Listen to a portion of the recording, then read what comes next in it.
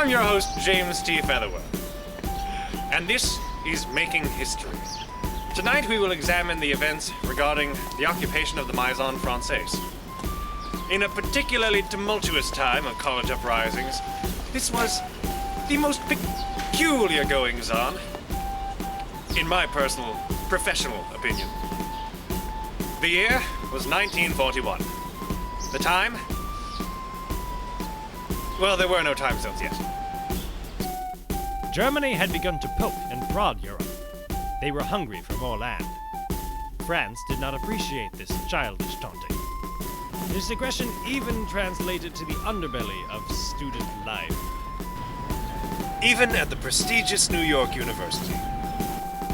On the quiet Washington Mews, a menace lurked within the ivy-covered walls of the Deutsches Haus. After an important university budget proposal fell through, an up-and-coming new professor rose to power in the German Studies program. His name was Hans Kaiser. I remember that April well. The Deutsches Haus was running out of room for its students.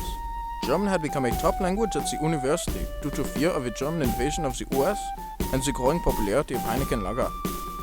This was a huge issue. In a city school, space is always a problem. I blame it on the proximity.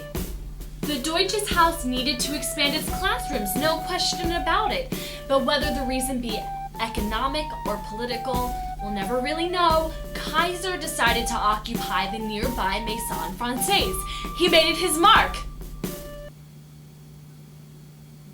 Get it? His mark? Like the currency. He told us that we needed to take over the Maison's French classrooms at night in order to ensure the future of our education. It was his, what did he call it? Final goal? Ultimate solution?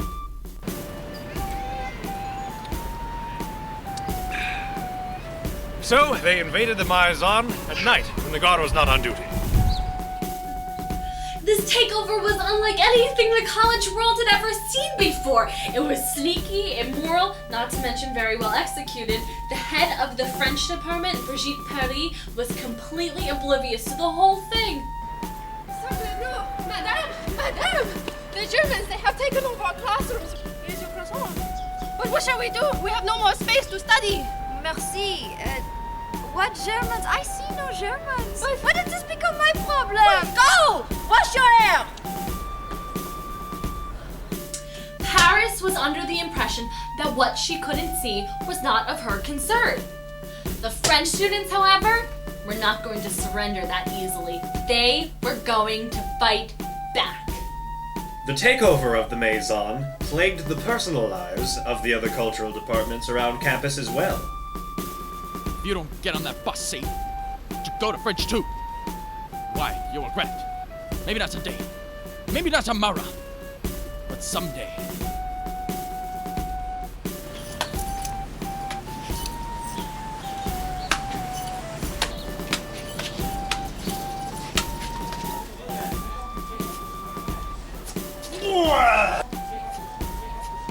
The hostilities were coming to a head. The forces of the House and the Maison were going to end in a bloody confrontation. Due to NYU President John Sexton's peaceful compromises, he was able to get the German department more room in the Silver Center, and the French reclaimed their classrooms. And so, after countless minutes of untold tension and rampant nationalism, and the tragic loss of a croissant, the nightmare on the Mews was finally over. For Making History, this has been James. Good night, and good luck.